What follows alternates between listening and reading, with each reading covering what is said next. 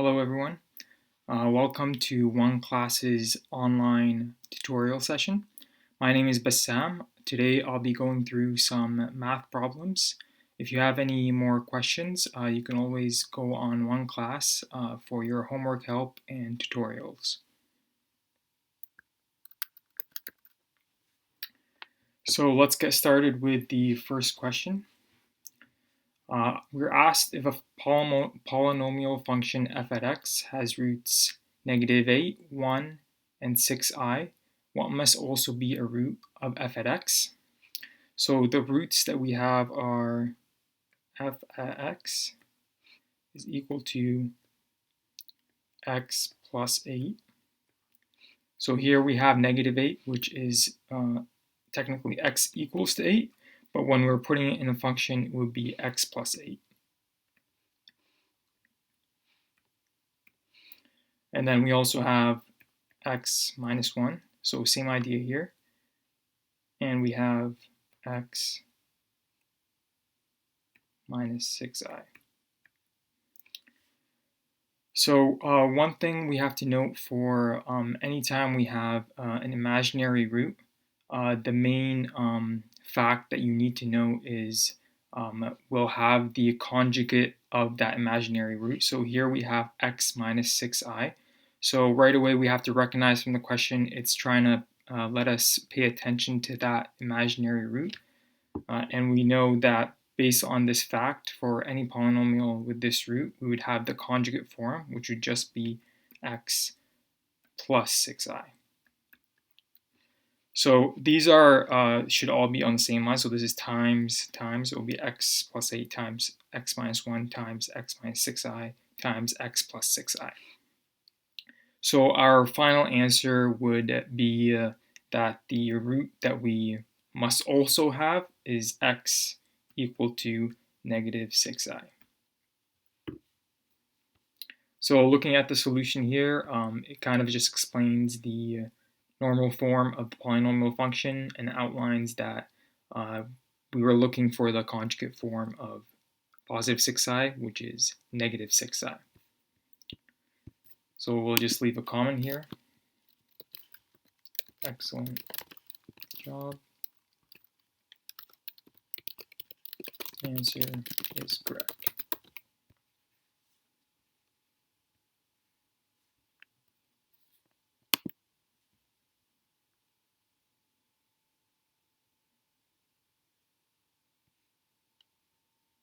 Okay, so on to the next question. I'll just clear the board. So this question is asking us which number line represents the solution set for the inequality as shown on the screen. So the inequality we're looking at is 3, 8 minus 4x is less than 6 times x minus 5.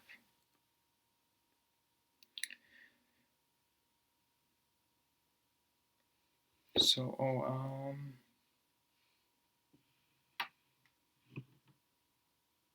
my screen is not showing.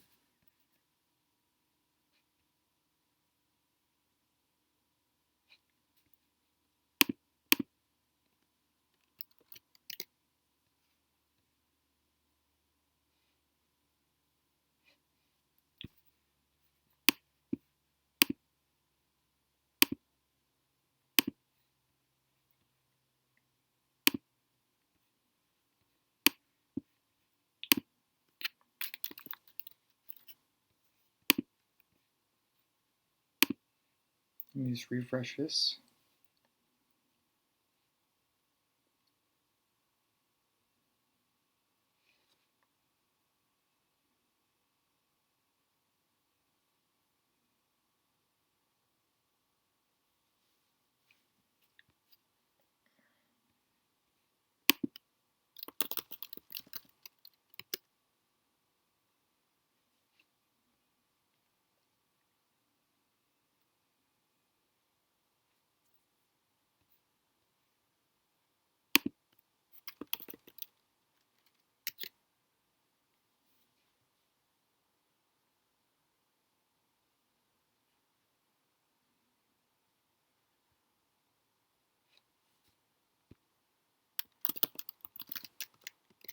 give me a second here.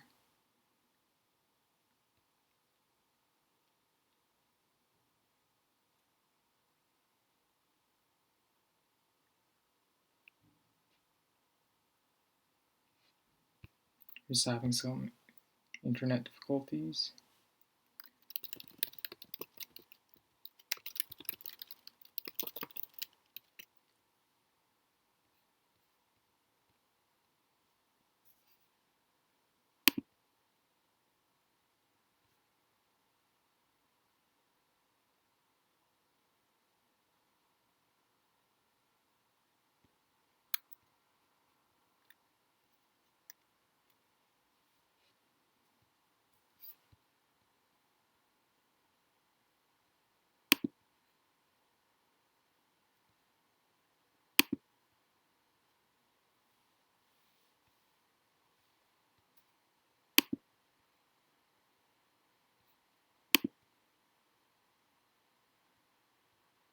All right, let me just put in the link and then we'll get back on track. So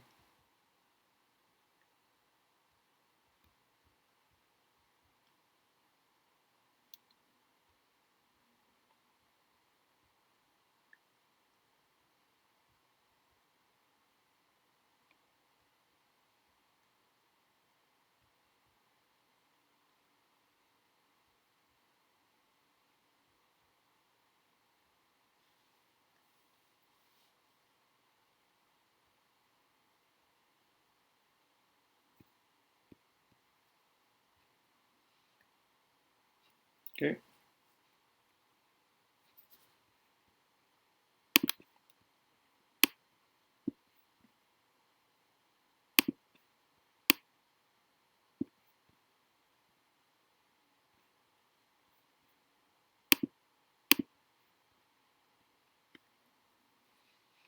Okay, so back to the question. So the question is asking us for the following inequality.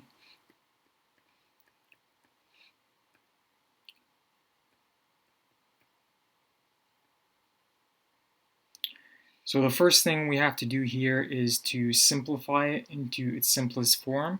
So we would want to expand out each bracket. So 3 times 8 would be, so we have, 1 second,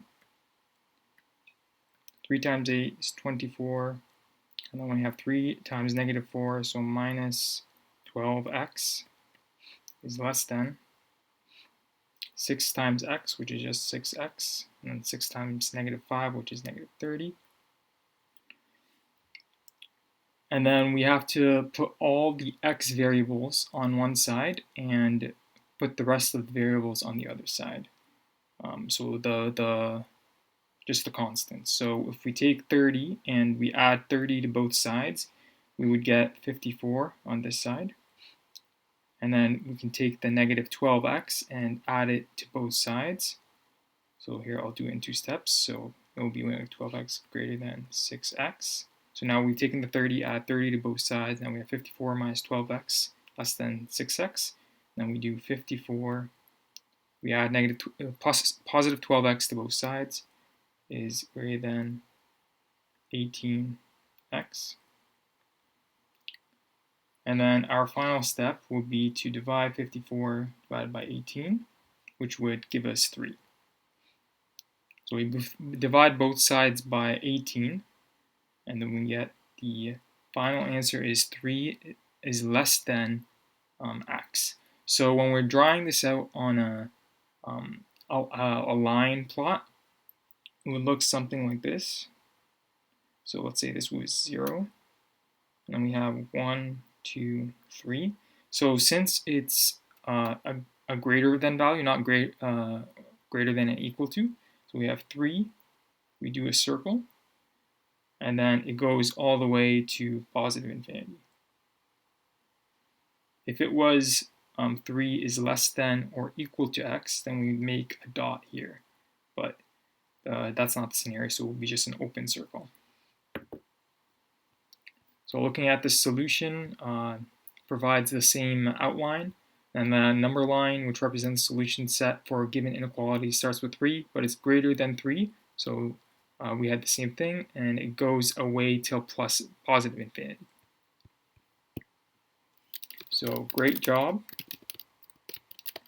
The solution is correct.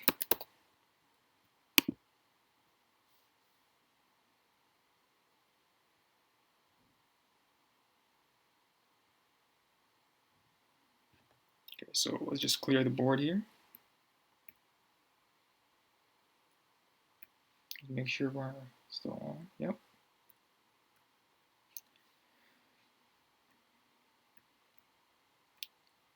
So here we're asked, which expression is a sum of cubes? So the polynomial, when they say sum of cubes, the question is referring to a cubed plus b cubed. And we are trying to derive the more simplified version of this equation. So to derive this formula from this expression, we'd start off by just expanding the expression. So we would start off actually, sorry, not by expanding this, but this is kind of what we're trying to solve for.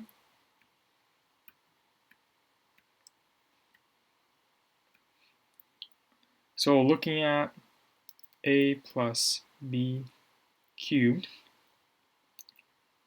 we'll start off with this formula, and we'll use this formula to get to derive the equation for a cubed plus b cubed. So this, if we expand it out, we will get the values a cubed, so a cubed plus b cubed plus 3a squared b plus 3ab squared. So to do this, you can kind of go through it either step by step, doing a plus b, a plus b, a plus b, and you multiply all the way through.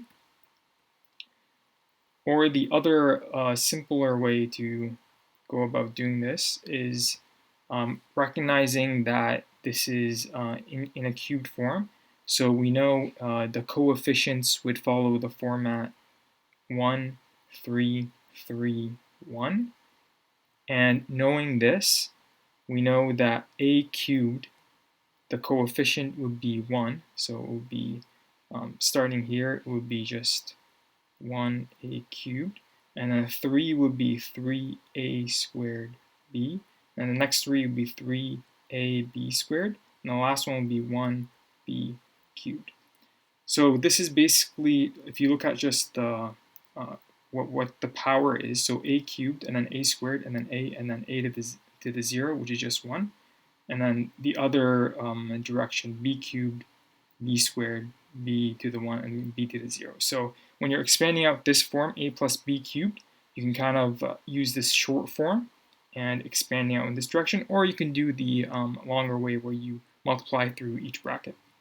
So this is just a helpful shortcut.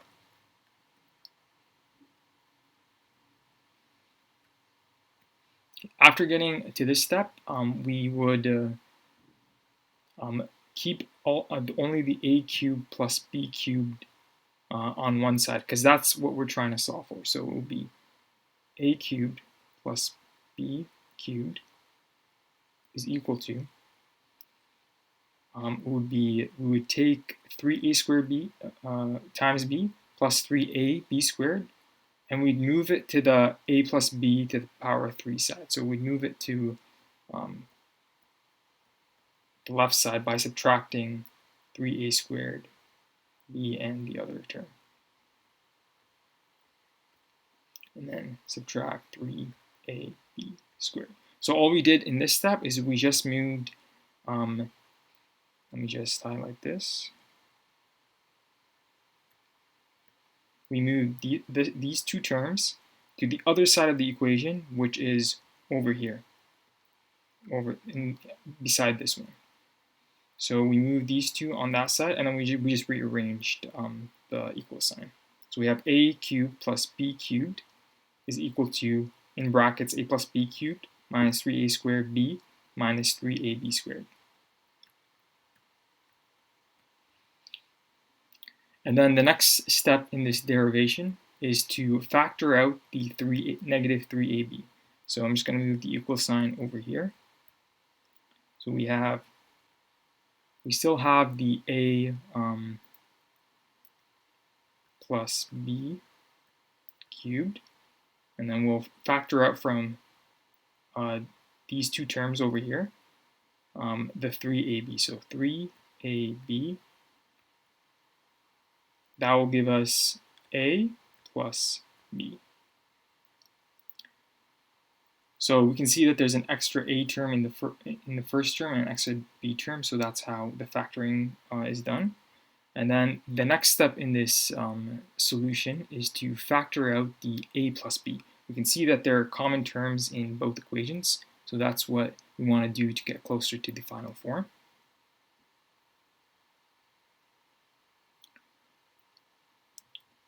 So it will be a plus b in brackets a plus b squared minus 3ab. Just going to move this up a little bit.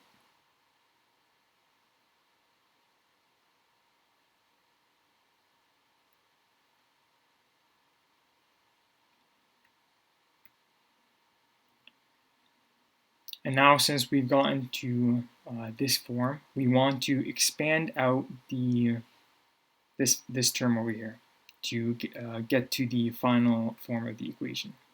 So expanding out is just multiplying a plus b by itself, because it's the squared. So we'd have a plus b, and it will be multiplied by, this also uses a similar shortcut, so it will be 1 to 1. So we have the first term will be a squared, and the second term will be 2ab, and then the third term will be b squared, and we still have the minus 3ab. So this is, the shortcut is, let me just actually move this up so you guys can see. So after we expand this out, we see that the coefficients are 1 to 1, and then you can see a squared, a to the 1, and then a to the 0, and then the middle term is just 2ab. This you would get the same result by multiplying out a plus b times a plus b. And then finally, we just put this term and this term together, and then we get the final form a plus b, this is the bracket, is a squared plus b squared minus ab. So this is the final solution. So we have let me just write that out real quick, a cubed plus b cubed. So this is the final solution for which expression is a sum of cubes, and we showed the derivation. I'll go through, summarize it real quick from the beginning. So we started with a cubed plus b cubed. This is what we wanted to derive the expression for, and then we started off with a plus b to the cubed. We simplified it, we factor out common terms, and then we just factor out common terms again, and then expanded and added two terms together, and then this is the final form that you will get. This is a helpful equation to memorize if you're presented with a function that is in the format a cubed plus b cubed, because right away you can simplify it into this version.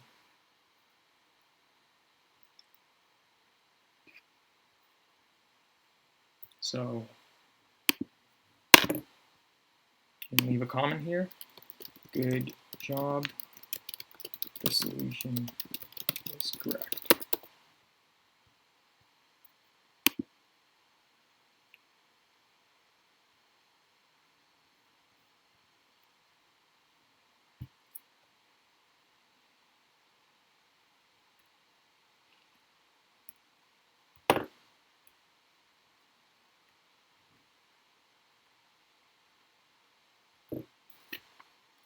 We're just going to pan this.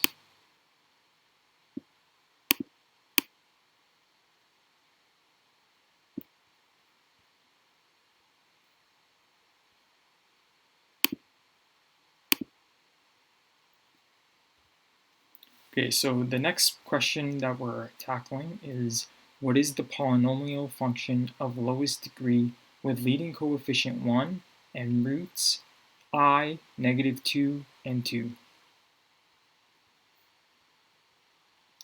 So it's asking us, for a polynomial function, the lowest degree is the degree the highest power that we get on x. So here it's giving us 3 roots, and we're supposed, I'll just write out the function that we're given. So the roots are I, -2, and +2. So x equals I plus and -2. So the equation would be x minus I, x plus 2, and then x minus 2. And it's asking, are there more roots, or are these the only roots? Is our answer only x to the power of 3?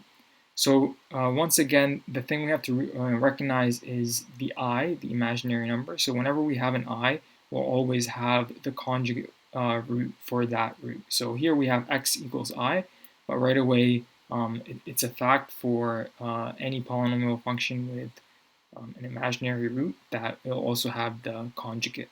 So the conjugate just means the negative of that. So I, x equals to I, we'd also have x equals to -I. So knowing this, we know that our roots will be in the format f at x equals to x minus, sorry, let me just erase that. We have x minus I, which is given, and then we also have x plus I, and then we also have x plus 2 and x minus 2. So all of these are, the x minus I and plus 2 and minus 2 are given. The one that we added because we recognize the imaginary root is x plus I. So given this, the question is asking, what is the polynomial function with the lowest degree? Because we have 4 x variables, we know that the highest power of x will be 4. So this will be degree 4 equal to 4. And then this will be the required polynomial. So that is the solution to the question. So looking at the proposed solution, we can see that they also recognize that we must have the conjugate of complex root, and hence adding this root means that we have a degree 4. So the solution is correct.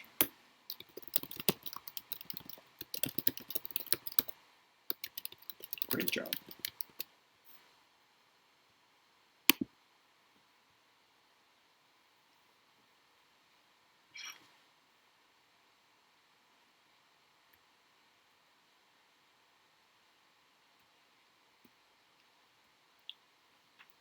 Okay, so our next question that we're looking at is, what is the remainder when x to the power of 4 plus 36 is divided by x to the power of 2 minus 8?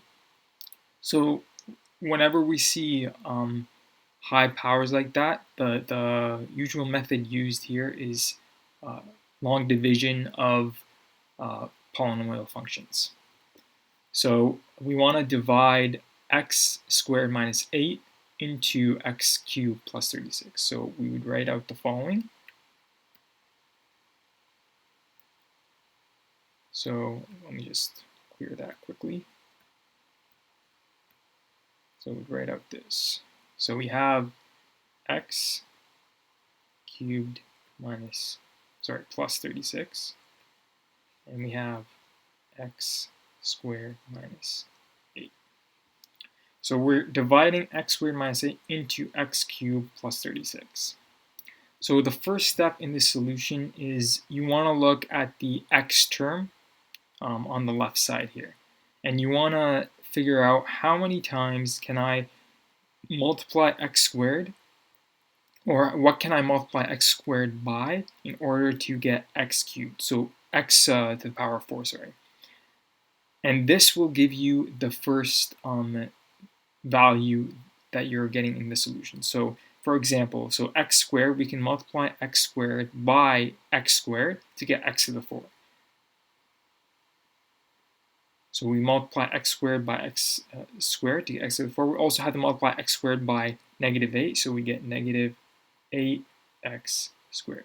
And in long division, we just have a subtraction sign over here. So we multiplied x squared minus 8 by x squared to get x to the power of 4 minus 8x squared.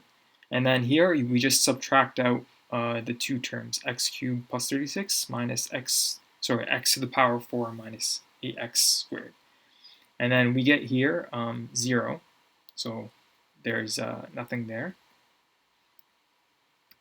And we have what's remaining is positive 8x squared. So be careful of the signs here because there's no x squared term in the beginning, so we would do nothing minus negative 8x squared will give us positive 8x squared. And then we still have the 36 component. And then because we multiply by x squared, we put the x squared term on top. So that's the beginning of the solution. And we repeat the same process again. So we look at this term, and we ask ourselves, what can I multiply by x squared minus 8? Focus more on the 8x squared over here to eliminate it. So what can I multiply x squared to eliminate 8x squared? So the value that we should be multiplying is 8. So we multiply 8 times x squared will give us 8x squared.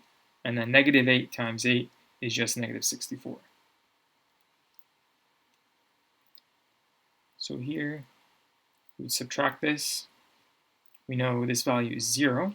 And then we have 36 minus negative 64. This will give us 100. So it would give us positive 100. So because we multiplied the x squared minus 8 by 8, we would say the next term in this solution is positive 8. So since we only have 100 left and we can't really multiply x squared by anything to get rid of the 100, we would say therefore the solution is x squared plus 8. But here the question is mostly asking for the remainder. What is the remainder after you've divided these two equations? So really the solution is, the remainder is 100. So looking at the proposed solution, it follows a similar format where it takes the x squared minus 8 divided by x cubed by 36, goes through a similar process to get the 100 remainder. So excellent job. The solution is correct.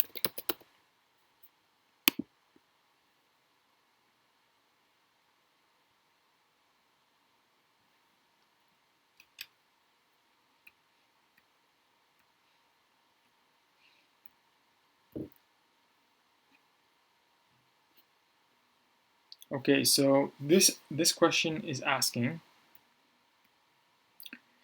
what are the angle measures of triangle VUW? So it's not asking us for a specific triangle, but let's say we had a triangle as follows: V, U, and W. If we wanted to classify this triangle, it could be any type. So this doesn't have to be a right angle triangle. So let me just redraw this. It could be any triangle. So it could be something like this. And then we have V, U, W. There's kind of three classifications that you can give for the VUW angle. So this angle right here is the one we're focusing on. So this angle could either be, the angle could equal 90 degrees, it could be greater than 90 degrees, or it could be less than 90 degrees. So if the angle is equal to 90 degrees, we would say that this angle is a right angle triangle.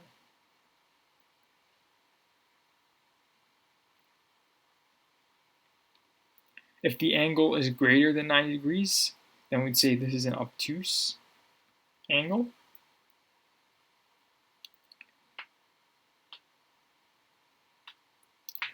And it would be because one of the angles is greater than 90 degrees, we know that the triangle is an obtuse triangle. So, and the last one would be an acute triangle because all the angles are less than 90 degrees. So in a situation where there's an angle that's greater than 90 degrees, it would be an obtuse, and if it was less than 90 degrees, it would be an acute triangle.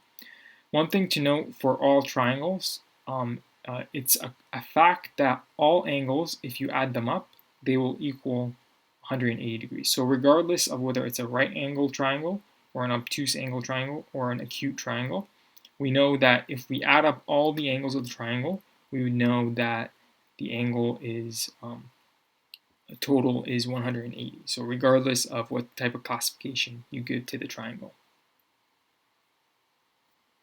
Okay, so looking at the solution here, it outlines a similar classification to as I showed. So this solution is correct. Excellent. Great job.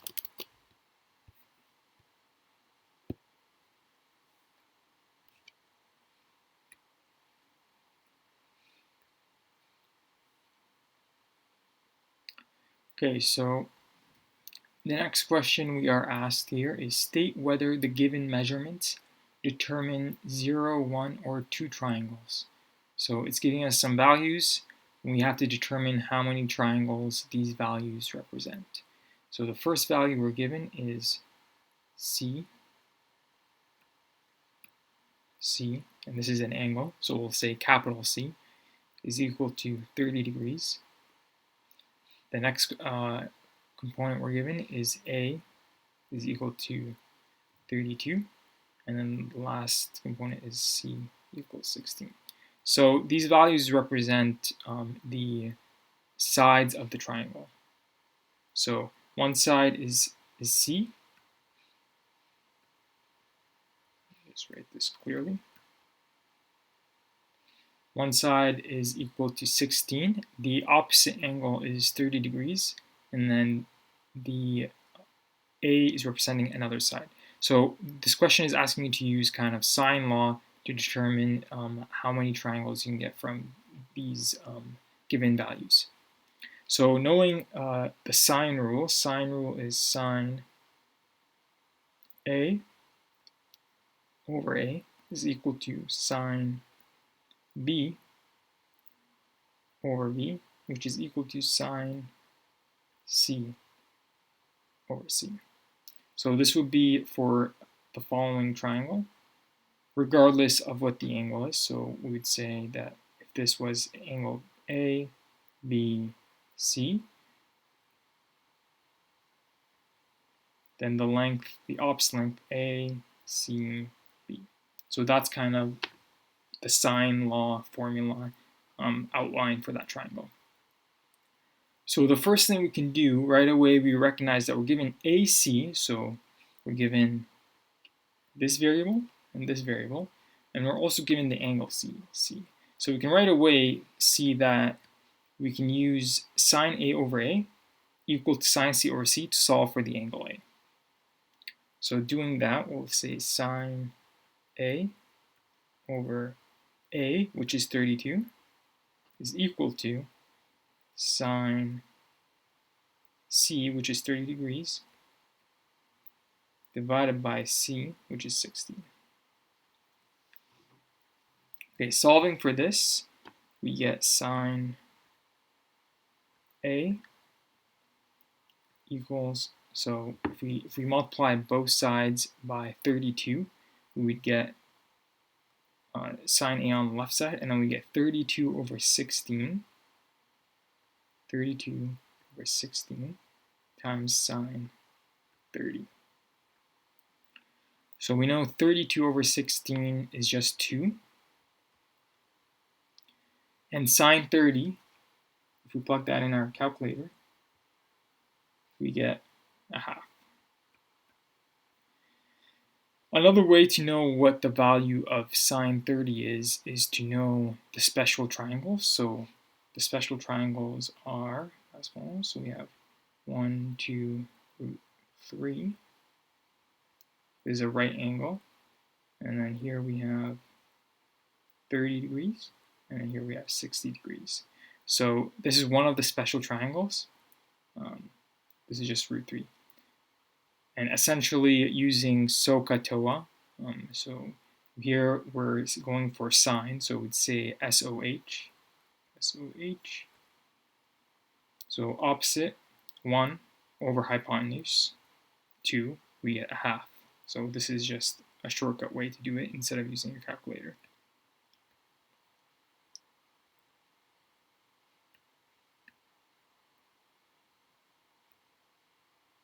Okay, so continuing with the solution, this would give us sine A equals to 1. We know sine A is equal to 1, so if you would guess at this, it would either be 0 or 90. And then you can do the inverse of sine 1, but the common value for sine A equal to 1 is 90 degrees. So here we would say A is equal to 90 degrees. So right away we know this is a right angle triangle. So let me just clear out some of the, let me just reset the page here. So we solved that A is equal to 90 degrees. And we know it's given that C, so angle A, and angle C is equal to 30 degrees. So knowing that for all triangles, the sum of the angles has to equal 180 degrees, we know that 180 is equal to angle A, which is 90, plus angle C, which is 30, plus angle B. So plus angle B. So if we just solve for this, so 90 plus 30 is 120, is equal to 180 plus angle B. And then subtracting 120 from both sides of the equation, we get 60 equals to angle B. So this is the exact triangle that is the special triangle, where the angles are 90, 30, and 60. So knowing this, we can also find the equation for the final length, which is B. So we still have B is the unknown because we've solved for A and we already have A and C. So there's a couple of ways to do this. You could just go right away and just use the sine formula from the beginning. So sine B over B is equal to sine C over C. So sine B is sine 60 over B, which is unknown, is equal to sine C, which is sine 30 over 16. So we isolate for B. Let me just clear up some of the space up top.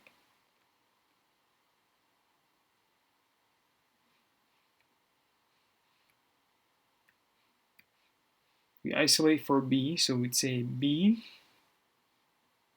So we just switch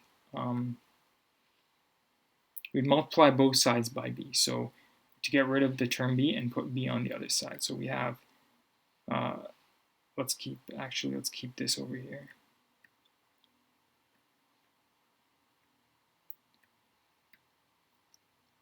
So we have sine 60 still is equal to b over 16 times sine 30. And then we just have to move all that stuff to the other side. So we have 16. So we multiply both sides by 16 to get rid of the 16, sine 60.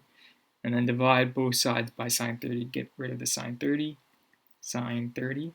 And then we just have b on the right side. So you can do this by plugging this into your calculator, or you can also use the special triangles. So we have here 1, 2, root 3. This is a right angle. And then we have 30 and 60. Sorry, no, that's backwards.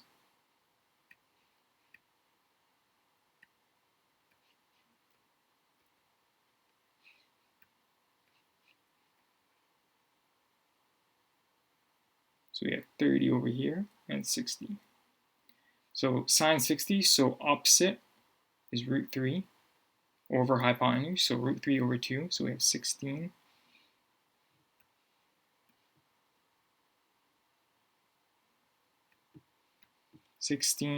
Root 3 over 2. And then we have the sine 30, which is opposite over hypotenuse, so 1 over 2.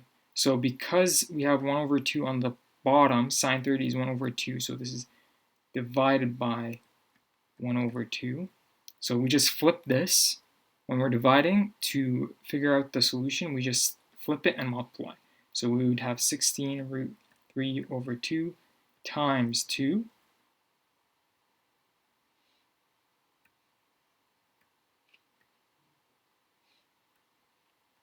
So times 2.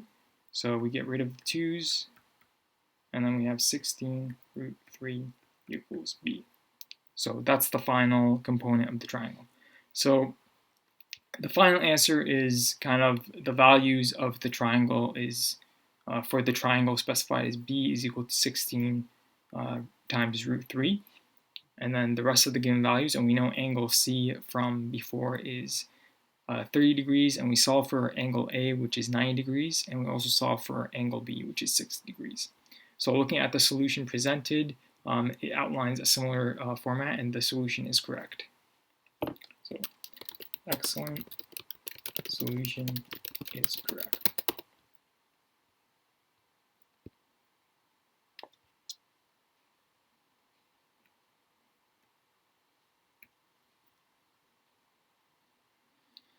So the next question that we're answering is, what is 168 centimeters in feet? Okay, so this is a scenario where we need a conversion factor. So we have 168 centimeters, and the units that we want is feet. So we're converting from metric to imperial system. So we can start off doing a simpler conversion, which is centimeters to inches, because that's a more common known conversion factor. So 1 inch is equal to 2.54 centimeters. Okay, so if we take 168 centimeters and multiply by 1 inch over 2.54 centimeters, the centimeters cancel out, and then we're left with the inch. So pay attention to this conversion factor. We're putting the centimeters on the bottom because that's what the units of the 168 are, to cancel out the centimeters, and we are left with the inch units. So putting this in our calculator, 168 divided by 2.54 is equal to, so we have 66 point, I'll just take 2 decimal places, so this is approximate, inches. So 66.14 inches is the conversion to inches. Another commonly known conversion factor is that there's 12 inches in 1 foot. So knowing this, we can do the same process to get to our final form that we need, which is in feet. So we have 66.14 inches, and then we multiply by, we know that we want inches on the bottom of the conversion factor, okay? And we know we want our final solution to be in feet, so we know for 1 foot, we have 12 inches. So that's kind of a way to think about what you're multiplying, what goes on the bottom, what goes on the top, and how to give that solution. So once again, we take 66.14 inches divided by 12, 66. You can also press the answer key on your calculator, the ANS key, to get the previous value that you just calculated. It'll give you a more accurate answer because that way your calculator saves the decimal places. And we divide that by 12, and we get 5.51 feet. So it's telling us it's about 5.5 feet is kind of what the final solution is. So here our solution says 168 centimeters is equal to 5 feet and 5 inches. That's a little off because a half of it is 6 inches. We know 1 foot is 12 inches, and then a half of it means it's 6 inches. So the solution is 5.5 feet. So it will be 5 and 6 inches approximately, because we still have the 0.511.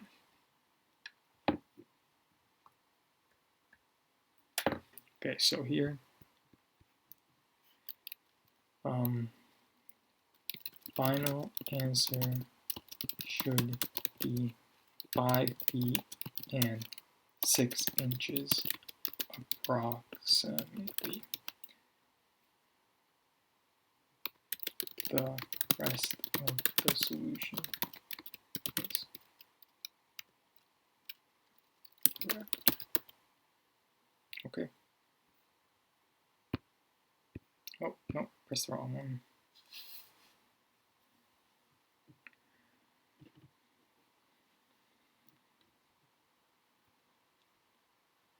Okay, so our next question that we're looking at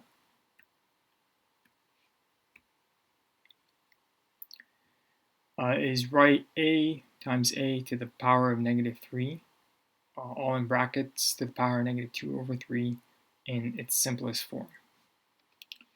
So we have 8a to the -3 in brackets to the -2/3. Okay. So kind of just to start off, we can kind of just taking a look at this, we can kind of see that the 3's here can cancel out. We just have to put it in a proper format where that's a little simpler for us. So it goes into a more simplified form. So seeing the 8 in the beginning, we know that 8 is also equivalent. So I'll write this to the side. 8 is also equivalent to 2 to the power of 3. So 2 times 2 is 4, times 2 is 8. So we can start with that right away. So we know 2 cubed. And then since a is to the -3, we can put that on the bottom of the equation. So a to the cubed is all to the power of -2/3. So this is the first step. There's multiple ways to start off, but this is a nice step so you can kind of simplify the 8 as you simplify the equation. So taking the cubed from both the 2 and the a and moving it to the outside, we know that 2/a to the power of 3 times -2/3. So right away we're taking out the 3 because both of them are cubed. We can cancel out the 2 cubed components. We can cancel out the 3's. And we're left with 2/a to the -2. So knowing that we have a negative exponent, the negative exponent will flip our fraction here. So a over 2 is a over 2 squared is what we get. And then we can just take the squared and simplify the equation. So we get a squared. And then we know 2 squared is 4. And that's our final solution. So looking at the solution here, a similar process is followed, and the final solution is a squared over 4. So the solution is correct. Great job.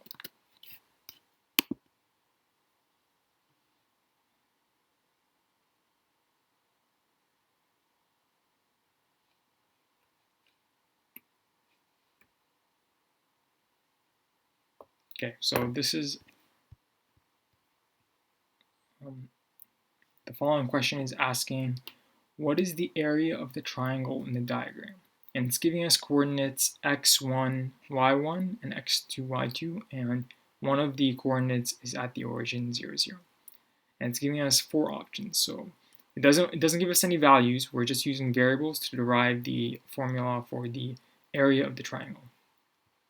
So we know for any triangle, the area is equal to area equals to 1/2 base times height. So it's just a general formula for all triangles. So the area is 1/2 base times height. Another formula that we know for any coordinate diagram is the distance between 2 points. So we know distance is equal to, so it's going to be a little bit of a long one, y squared minus y1 squared plus x2 minus x1 squared. So this is also a general formula between the distance between 2 points on a coordinate system. So you can see how we're going to be using it here between x1, y1 and x2, y2. Or between any other 2 points. So we can also use it with the origin point. So we can start off with the base of the triangle. So we know the base is equal to, so we're looking at this line right here. We're going to be using the formula for distance between 2 points to calculate the base formula. So we know the base is equal to, we know y2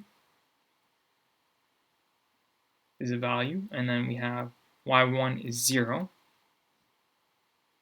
So it would just be y2 the squared. And then we also have x2, so plus x2, and then minus x1, which is also 0 because that's the origin point. So it would just be x2 squared. So this is the base of the triangle, and we figured out one component of our equation for area. The next step is we want to find the height of the triangle. So just now we want to find this side of the triangle. So we do the same process to get that. So you'd see that the height, so without writing it all out, we know that for the height, this value is y1, and this value is 0. So these are kind of labeled twice the same, but the y2 and y1 here are different from the variables in the main equation. So we can call this prime, y prime, just so we're not confused here. So this is for the general formula. The ones on the diagram are different variables. So here we would say y2 prime is actually y1 for finding the height, minus y1 prime, which is 0, which is the origin, squared, plus x2 prime, which is x1 in the diagram here,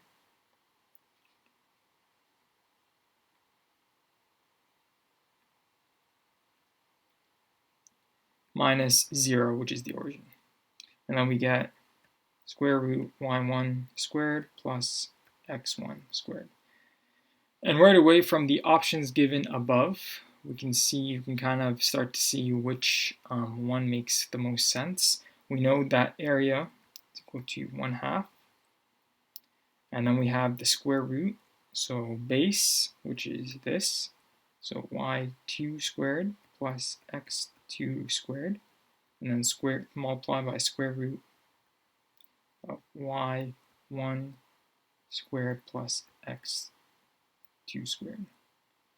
So here, from the solutions, the only ones that have a half in the beginning are 1 or 2. And we know it's not the negative values, so it's positive values. And they put it all under one square bracket. You can do the same thing here in my solution. Just make sure to add the brackets between each component. So let me just erase the top portion. You can see that area will equal to 1/2, and then everything is y2 squared plus x2 squared bracket, and then opening bracket y1 squared plus x squared x2. I'm sorry, x1. I forgot a 1 over here. Okay, and that's the final. So our solution would be A. And here they've selected the correct option.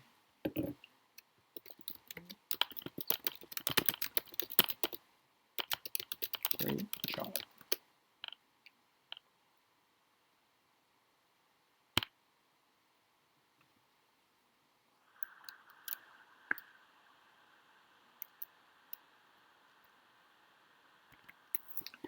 So thank you for watching the video today. If you have any more questions, you can always go on oneclass.com and you will get help with your homework and any tutoring needs.